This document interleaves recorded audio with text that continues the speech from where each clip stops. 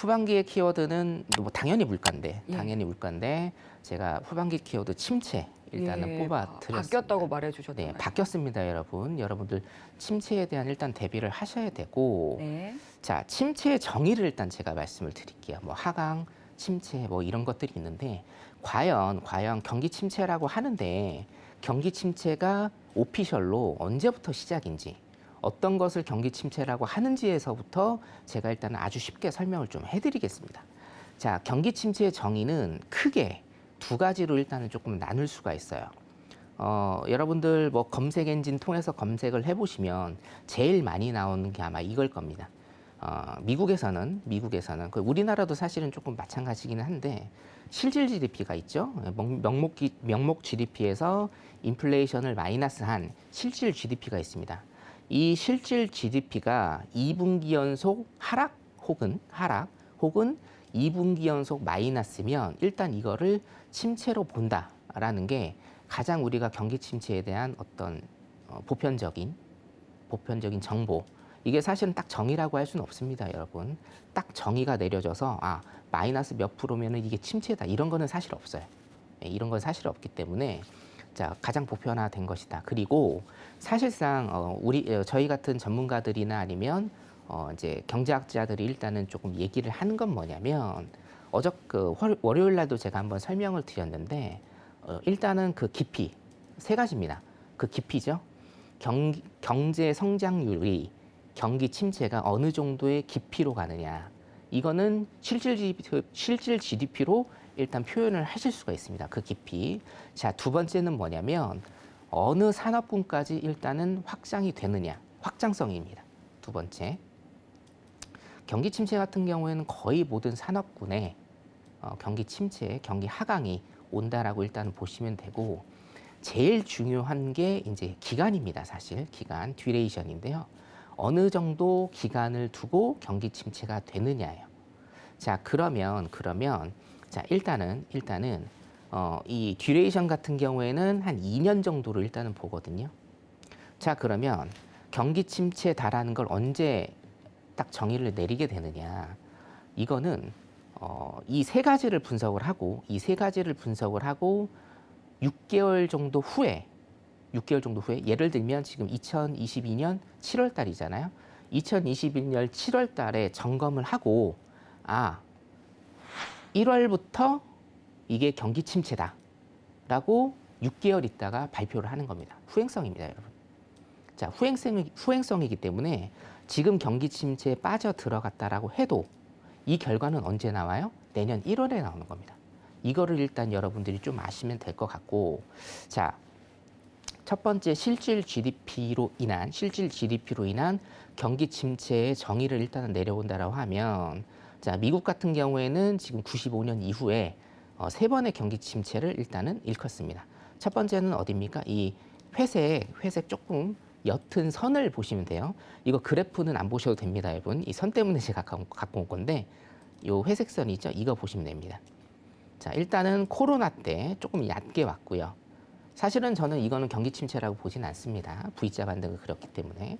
자, 코로나 때 일단은 보이고 있고, 이때가 언젠가요, 여러분? 예, 리만 브라더스 주식 저당 채권 붕괴 때, 주택 저당 채권 붕괴 때, 그리고 이게 닷컴 버블입니다. 닷컴 버블 2000년대 초. 그래서 경기 침체의 정의는 일단은 이렇게 여러분들이 기본적으로 머릿속에 숙지하시면 되겠고, 자, 페드는 이제 결정을 해야 될 때라고 제가 봅니다. 제가 노란톡방에서는 조금 굉장히 강도 높게 좀 비판을 조금 많이 하고 있는데, 자, 페드는 이제 결정을 해야 돼요. 뭘 결정을 해야 되냐면, 지금 페드가 이렇게 스텝이 꼬인 이유는 딱 한 가지입니다.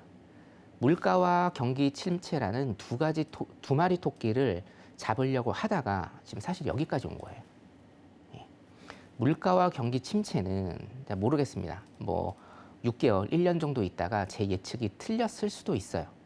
하지만 클래식하게 보면 물가와 경기 침체는요, 양립할 수가 없습니다.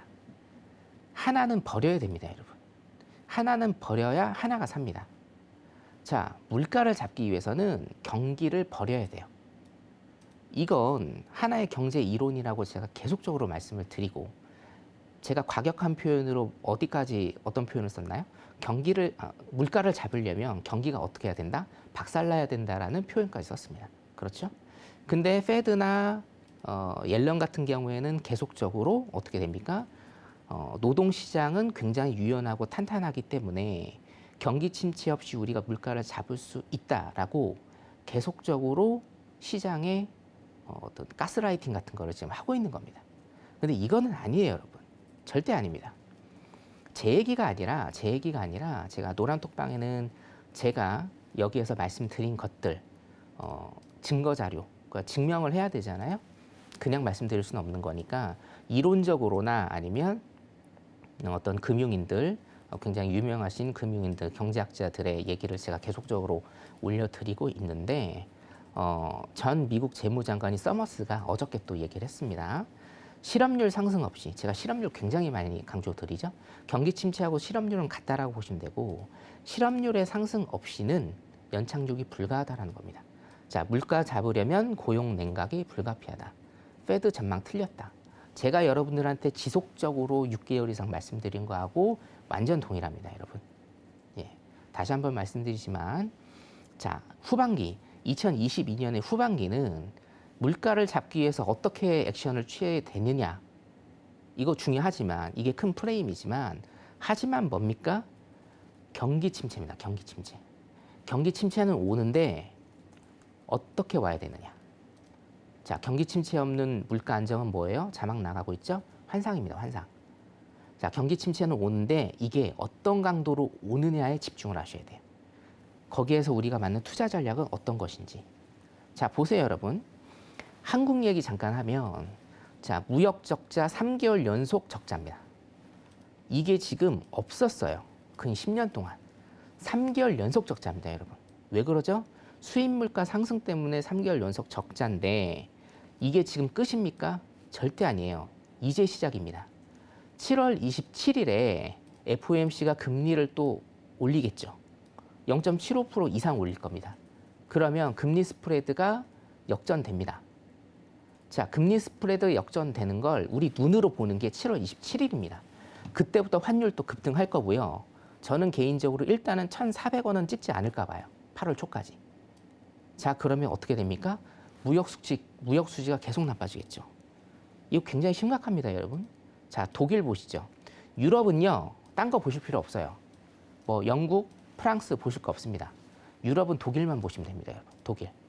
자, 독일 보세요. 독일은요, 지금 이게 15년부터 나왔는데 제 기억으로는 아마 13년일 겁니다. 13년 만에 처음입니다. 무역 적자가 난 게 독일이요. 엄청나게 지금 굉장히 심각한 상황이다. 자, 물가 안정과 경기 침체 두 개를 일단 보신다고 하면 하나는 버려야 된다는 겁니다. 그렇죠? 그렇기 때문에 물가를 잡으려면 일단은 경기를 버려야 된다. 근데 페드에서 이걸 모를까요? 한국은행에서 이걸 모르겠습니까? 다 알아요. 다 아는데 그냥 얘기를 안 하고 있을 뿐이에요. 그렇죠? 자, 그렇기 때문에 자, 우리나라 시장 일단은 조금 보면 오일 쇼크, IMF, 리만 브러더스 사태, 코로나까지 일단은 경기 침체가 전부 다 왔었다라는 거죠. 물론 반등은 했습니다만 시간은 굉장히 조금 오래 걸렸다. 2, 3년 이상 걸릴 겁니다.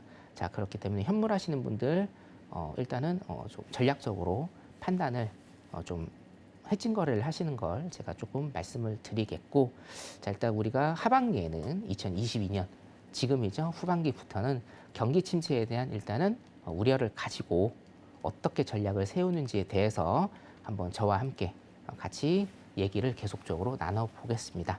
네, 오늘 자료 여기까지 하도록 하겠습니다.